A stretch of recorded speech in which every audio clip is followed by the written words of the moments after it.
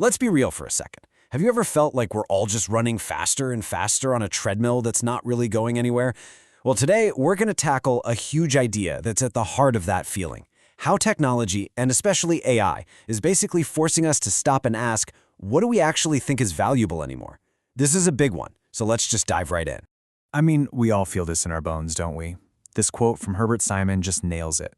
It's the endless scroll, the constant dings and notifications. Our attention has become this incredibly precious and totally scarce resource. It's that constant feeling of being completely overwhelmed by just the sheer amount of stuff coming at us. But here's the twist. What if the problem goes even deeper than just our fried attention spans?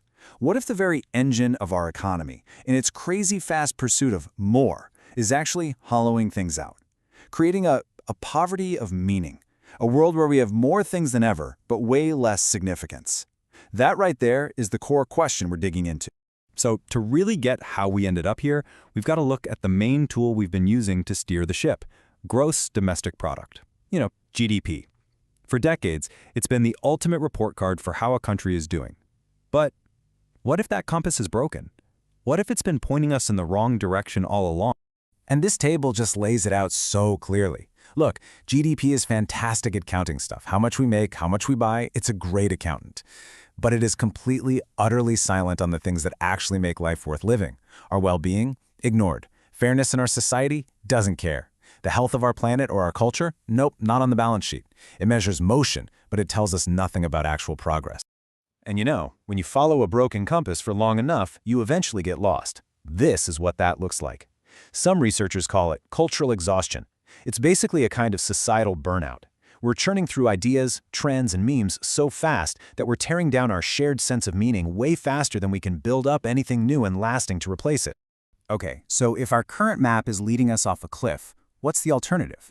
Well, one really powerful idea is something called the Curator Economy. And it's a radical idea. It suggests we shift our entire focus away from just producing more stuff and toward an economy built on creating and protecting meaning.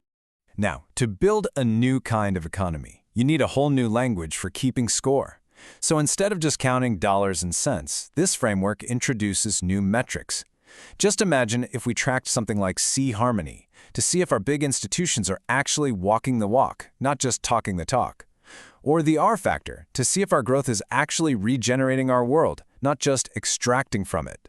And all of these new metrics could roll up into a direct replacement for GDP, the gross meaning coefficient. This is the whole point. The goal completely shifts. We stop asking, are we richer this year? And we start asking, are we wiser? Is our society becoming more fair, more connected, more meaningful? So what this is, really, is a direct challenge to that old Silicon Valley mantra of move fast and break things. The Curator Economy says, hold on, maybe we should slow down and fix things. It values creative restoration, carefully tending to what we already have, and regenerating our cultural foundations so we can actually build a future that lasts. But wait, there's another powerful vision for the future out there, and this one isn't driven by care, it's driven by code. It's called the infinity economy, and it argues that technology is on the verge of creating a future of just radical abundance. Let's take a look at what that world might look like. You see, the infinity economy plays by a totally different set of rules. It says, look, for digital things, like an AI program or a piece of music, scarcity is totally artificial. Value doesn't come from owning the one limited copy. It comes from the connections, from the network. It's a non-zero-sum game. One person's awesome creation doesn't take away from me. It can actually make the whole system richer for everyone. And this slide just lays out the two paths so perfectly. It's a fork in the road. On one side, you've got the Curator Economy, laser-focused on meaning, care, and sustainability. On the other, the infinity economy, all about abundance, scalability, and production. Regeneration versus, generation. So just as we're standing there, trying to figure out which path to take, this massive, unpredictable, and unbelievably powerful force shows up and complicates everything. Artificial intelligence. AI has the power to rocket us toward either one of these futures, or to create a future that absolutely no one wants. And experts are already sounding the alarm about the really tough trade-offs that AI is going to force us to make. As Eveline Tauchnitz points out here, AI promises us a world that's safer, that's more convenient, but that convenience could come at a steep price, our own personal freedom. And it's a trade we might be making without even realizing it. And the threat? Well, it gets a lot more personal.